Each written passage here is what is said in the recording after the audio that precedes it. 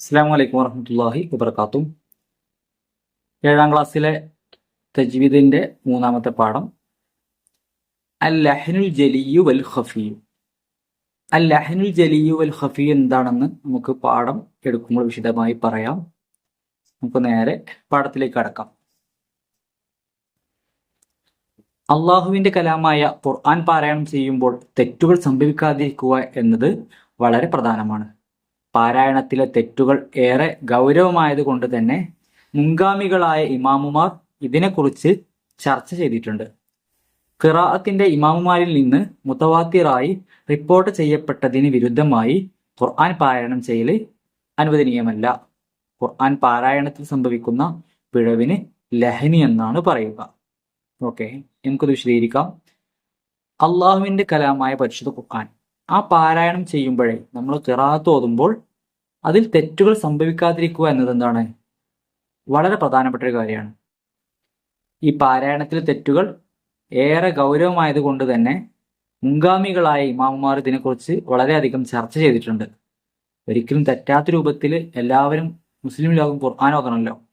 അപ്പൊ അതിനു വേണ്ട ഒരുപാട് ചർച്ചകൾ നമ്മുടെ മുൻഗാമികളായ ഇമാമുമാർ എന്ത് ചെയ്തിട്ടുണ്ട്, ചർച്ച നടത്തിയിട്ടുണ്ട്.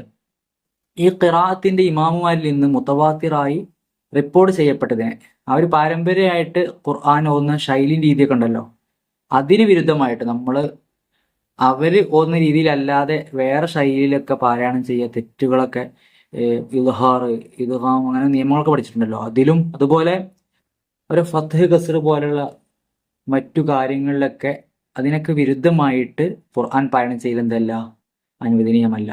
നമുക്ക് പാരമ്പര്യമായി കിട്ടിയ ആ ഒരു ശൈലിയിലും രീതിയിലുമാണ് നമ്മൾ ഖുർആൻ പാരായണം ചെയ്യേണ്ടത് എന്നാണ് ഇവിടെ പറയുന്നത്. ഇനി ലഹ്നുൽ ജലി എന്താ, അതുപോലെ ലഹ്നുൽ ഖഫി എന്താണെന്ന് വിശദമായി പറയാം. ഖുർആൻ പാരായണത്തിൽ സംഭവിക്കുന്ന പിഴവിന് ലഹ്നി എന്നാണ് പറയുക. അപ്പോൾ ലഹൻ എന്ന് പറഞ്ഞാൽ നമ്മളെ ഹെഡിങ്ങിൽ പറഞ്ഞ ആദ്യത്തെ ലഹൻ എന്ന് പറഞ്ഞാൽ എന്താണ്, ഖുർആൻ പാരായണത്തിൽ സംഭവിക്കുന്ന പിഴവിനെയാണ് ലഹനി എന്ന് പറയുന്നത്. ലഹന് രണ്ട് വിധമാണ്. നമ്മൾ പറഞ്ഞ ലഹൻ എന്താണ്, രണ്ട് വിധമാണ്. ഏതൊക്കെയാണ്? അൽ ലഹ്നുൽ ജലിയു അൽ ലഹ്നുൽ ഖഫിയു. ആദ്യം പറയുന്നത് ജലിയായ ലഹ്നിനെ കുറിച്ചാണ്.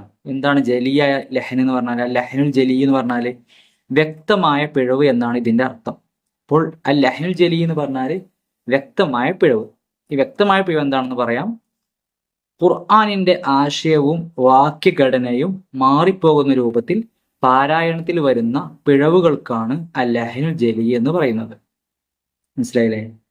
നമ്മളെ ഖുർആന്റെ ആശയം തന്നെ മാറും, അർത്ഥം തന്നെ മാറുന്ന രൂപത്തിലുള്ള തെറ്റുകൾ. അതുപോലെ വാക്യഘടന അതൊക്കെ മാറിപ്പോകുന്നു. ഓരോ വാക്യങ്ങളുണ്ടല്ലോ ഖുർആനിലെ, അതിന്റെ ഘടനയ്ക്ക് വരെ മാറ്റം വരുന്ന രൂപത്തിലുള്ള പിഴവുകൾക്കാണ് ലഹ്നുൽ ജലി എന്ന് പറയുന്നത്. കുറച്ചുകൂടെ വായിക്കാം. അക്ഷരങ്ങളും ഹർക്കത്തുകളും ഷദ്ദുകളും മദ്ദുകളും അസ്ലിയായ അത് മാറുമ്പോഴാണ് ഇത് സംഭവിക്കുന്നത്. മനസ്സിലായോ? നമ്മൾ വായിക്കാം. ഖുർആനിന്റെ ആശയവും വാക്യഘടനയും മാറിപ്പോകുന്ന രൂപത്തിൽ പാരായണത്തിൽ വരുന്ന പിഴവുകൾക്കാണ് അൽ ലഹ്നുൽ ജലി എന്ന് പറയുന്നത്. ഇനി ഉദാഹരണങ്ങൾ പറയുമ്പോൾ കുറച്ചുകൂടെ മനസ്സിലാവും. ഉദാഹരണം പറയുന്നുണ്ട്. അൻഅംതു അലൈഹിം ഇയ്യാകി നഅ്ബുദു. എന്തെങ്കിലും വ്യത്യാസം ഉണ്ടോ? നമ്മൾ സാധാരണ പാരായണം ചെയ്യുന്നതിനേക്കാളും വ്യത്യാസം ഉണ്ടോ? ഉണ്ടല്ലേ. ഇവിടെ അൻഅംതു അലൈഹിം എന്ന് പറഞ്ഞാൽ അൻഅംതു നമ്മൾ അൻഅംത എന്നല്ലോ അതിൽ അൻഅംത അലൈഹിം എന്നും രാവിലെ ഓതുന്നല്ലേ, നിസ്കാരത്തിൽ ഒന്നും ഓതുന്നതല്ലേ. അപ്പോൾ അതുപോലെ ഇയ്യാകി നഅ്ബുദു അതൊരു പിഴവാണെന്ന് ഉറപ്പല്ലേ? ഏതൊരു ഖിറാഅത്ത് അറിയുന്ന ആൾക്കും സാധാരണക്കാരനും പോലും മനസ്സിലാവുന്ന രീതിയിലുള്ള പിഴവാണിത്.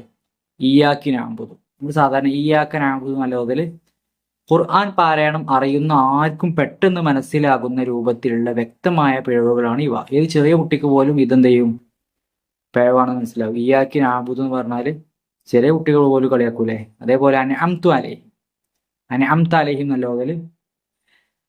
അതുകൊണ്ടാണ് ഇതിന് അൽ ലഹ്നുൽ ജലി എന്ന് പറയുന്നത്.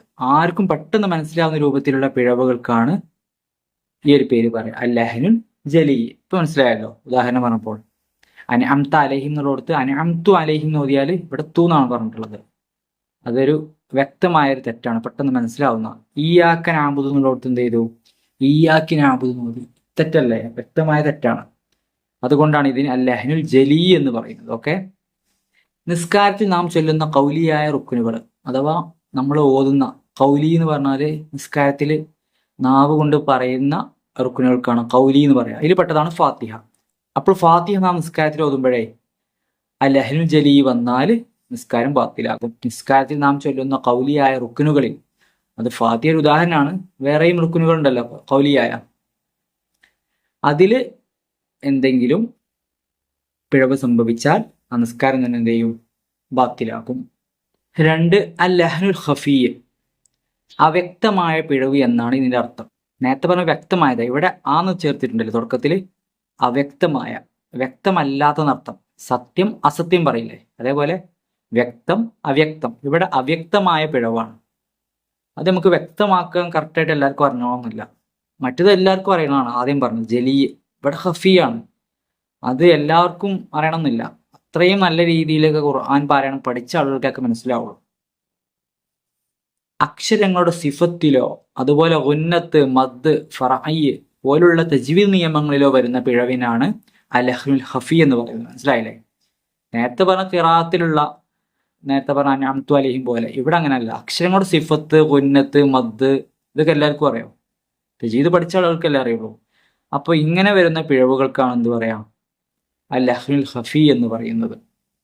ഇദ്ഹാർ, ഇഖ്ഫാ, ഇദ്ഗാം, ഇഖ്ലാബ്, തഫ്ഖീം, തർഖീഖ് തുടങ്ങിയ നിയമങ്ങളിൽ വരുന്ന തെറ്റുകളെല്ലാം ലഹ്നുൽ ഖഫി ആകുന്നു.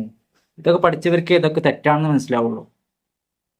ഓക്കെ, തജ്വീദ് നിയമങ്ങൾ ആഴത്തിൽ പഠിച്ചവർക്കല്ലാതെ ഇത് വ്യക്തമായി മനസ്സിലാക്കാൻ കഴിയില്ല എന്നതുകൊണ്ടാണ് ഇതിന് ലഹ്നുൽ ഖഫി എന്ന് പറയുന്നത്. അപ്പൊ ഇദ്ഹാറും ഇഖ്ഫാവും ഇദ്ഗാമും പഠിക്കാത്ത ഒരാൾക്ക് എന്താണ് ഒന്നും അറിയാൻ പറ്റൂല. അതുകൊണ്ടാണ് ഇത് അവ്യക്തമായ അഥവാ ലഹ്നുൽ ഖഫി എന്നതിന് പറയുന്നത്. തജ്വീദ് നിയമങ്ങൾ ആഴത്തിൽ പഠിച്ചവർക്കല്ലാതെ ഇത് വ്യക്തമായി മനസ്സിലാക്കാൻ കഴിയില്ല എന്നതുകൊണ്ടാണ് ഇതിന് ലഹ്നുൽ ഖഫി എന്ന് പറയുന്നത്. ബാക്കി വായിക്കാം. മുകളിൽ വിശദീകരിച്ച 2 തരത്തിലുള്ള പിഴവുകളും ഖുർആൻ പാരായണത്തിൽ മനഃപൂർവ്വം വരുത്തുന്നത് ഹറാമാണ് എന്നാണ് പണ്ഡിതന്മാരുടെ പ്രബലമായ അഭിപ്രായം. ഇപ്പൊ നേരത്തെ പറഞ്ഞ ലഹ്നുൽ ഖഫിയും അതുപോലെ ലഹ്നുൽ ജലിയും എന്താണ്? മനഃപൂർവ്വം പാരായണത്തിൽ, ഖുർആൻ പാരായണം ചെയ്യുമ്പോൾ മനഃപൂർവ്വം അറിഞ്ഞുകൊണ്ട് ചെയ്യുന്നതാണ് ഹറാമാണ്. അറിയാതെ ആണെങ്കിൽ ഹറാമല്ല, അറിഞ്ഞുകൊണ്ട് ചെയ്യൽ എന്താണ്? ഹറാമാണ് എന്നാണ് പണ്ഡിതന്മാർ പറഞ്ഞ പ്രബലമായ ഏറ്റവും ഹസ്വഹായ അഭിപ്രായം. യോഗ്യരായ ഉസ്താദുമാരിൽ നിന്നും ഗുരുനാഥന്മാരിൽ നിന്നും പഠിച്ച് തജ്വീദ് നിയമങ്ങൾ പാലിച്ചു കൊണ്ട് മാത്രമേ നാം എന്ത് ചെയ്യുള്ളൂ? ഖുർആൻ പാരായണം ചെയ്യാവൂ. അള്ളാഹു തൗഫീഖ് നൽകട്ടെ. ആമീൻ. നമുക്ക് തദ്രീബാത്തിലേക്ക് അടക്കാം. ഉത്തരം എഴുതുക എന്നുള്ളതാണ്. ലഹനി എന്നതിന്റെ അർത്ഥം എന്താണ്? വ്യക്തമായ പിഴവ്.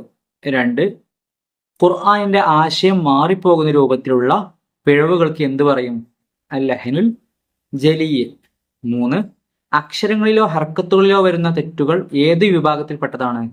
ലഹ്നുൽ ജലി, വ്യക്തമായ പിഴവിൽപ്പെട്ടതാണ്. ഇത് രണ്ടും ലഹ്നുൽ ജലിയാണ്. ചോദ്യം 4, തജ്വീദ് നിയമങ്ങളിൽ വരുന്ന പിഴവുകൾക്ക് പറയുന്ന പേരെന്താണ്? ലഹ്നുൽ ഖഫിയാണ്, അവ്യക്തമായ പിഴവ്. 5, ലഹ്ന് ഖഫി എന്ന് പേര് വരാൻ കാരണം എന്താണ്? തജ്വീദ് നിയമങ്ങൾ ആഴത്തിൽ പഠിച്ചവർക്കല്ലാതെ ഇത് വ്യക്തമായി മനസ്സിലാക്കാൻ കഴിയില്ല എന്നതുകൊണ്ടാണ് ഇതിന് ലഹ്നുൽ ഖഫി എന്ന് പറയുന്നത്. 2, നിങ്ങളുടെ കൂട്ടുകാരുടെ ഫാത്തിഹ പാരായണത്തിൽ വരുന്ന ലഹനുകൾ ഉസ്താദിന്റെ സഹായത്തോടെ കണ്ടെത്തി ലിസ്റ്റ് ചെയ്യൂ. ശരിയായ പാരായണം പറഞ്ഞു കൊടുക്കും. ലഹ്നുൽ ജലി, അൻഅംതു അലൈഹിം, അൻഅംത അലൈഹിം എന്നുള്ളടത്ത് അൻഅംതു അലൈഹിം. അതുപോലെ ഇയ്യാക നഅ്ബുദു എന്നുള്ളടത്ത് ഇയ്യാകി നഅ്ബുദു. ഓക്കെ, നിങ്ങളെ ഏതെങ്കിലും ചങ്ങായിൻ്റെത് ചെയ്താൽ മതി. ഞാനൊരു ഉദാഹരണം പറയാം. ഇവിടെ ലഹ്നുൽ ഖഫി തജ്വീദ് നിയമങ്ങൾ വരുന്ന പിഴവാണ് അല്ലേ. ഒരാൾ എന്ത് ചെയ്തു?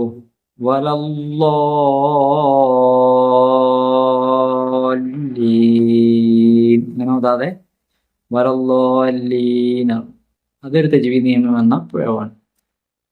അലൈഹിം വലല്ലീൻ എന്നുള്ളടത്ത് എന്ത് ചെയ്തു?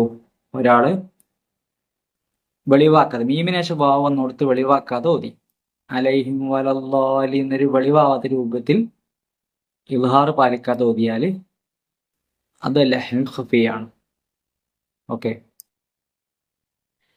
മൂന്നാമത്തത് നിസ്കാരത്തിലെ കൗലിയായ റുക്കുനുകൾ ഓർത്തെടുത്ത് ലിസ്റ്റ് ചെയ്യും. നിസ്കാരത്തിലുള്ള കൗലിയായ നിസ്കാരത്തിൽ നമ്മൾ ചൊല്ലുന്ന റുക്കുനുകൾ ഓർത്തെടുത്ത് ലിസ്റ്റ് ചെയ്യുക. ഒന്നാമത്തത് തക്ബീറത്തുൽ ഇഹ്റാം. തക്ബീറത്തുൽ ഇഹ്റാം നിർബന്ധമാണല്ലോ, ഫർളാണ്. അതുപോലെ ഫാത്തിഹ ഓതുക, തഹിയാത്ത്, ഒടുവിലെ തഹിയാത്ത്, അതുപോലെ ഒടുവിലെ തശഹുദിന് ശേഷം റസൂലുള്ളാഹി സ്വല്ലല്ലാഹു അലൈഹി വസല്ലമയുടെ പേരുള്ള സ്വലാത്ത് ചെല്ലല്, അതുപോലെ സലാം വീട്ടല്. ഇതൊക്കെ നിസ്കാരത്തിലെ കൗലിയായ റുക്കുനുകളിൽ പെട്ടതാണ്. നാലാമത്തത് കൗലിയായ റുക്കുനുകൾ പരസ്പരം ചൊല്ലി കേൾപ്പിച്ച് തെറ്റുകൾ തിരുത്താം. നിങ്ങളുടെ കൂട്ടുകാരുടെ ഖുർആൻ പാരായണം പരസ്പരം ഓതിയിട്ട് അതിൽ തെറ്റുകൾ കണ്ടെത്തുക, ഓക്കെ, തിരുത്തി കൊടുക്കുകയും ചെയ്യുക. എല്ലാവരും വളരെ നല്ല രീതിയിൽ പഠിക്കുക. അള്ളാഹു തൗഫീഖ് നൽകുമാറാവട്ടെ. അസ്സലാമു അലൈക്കും വറഹ്മത്തുള്ളാഹി വബറകാതുഹു.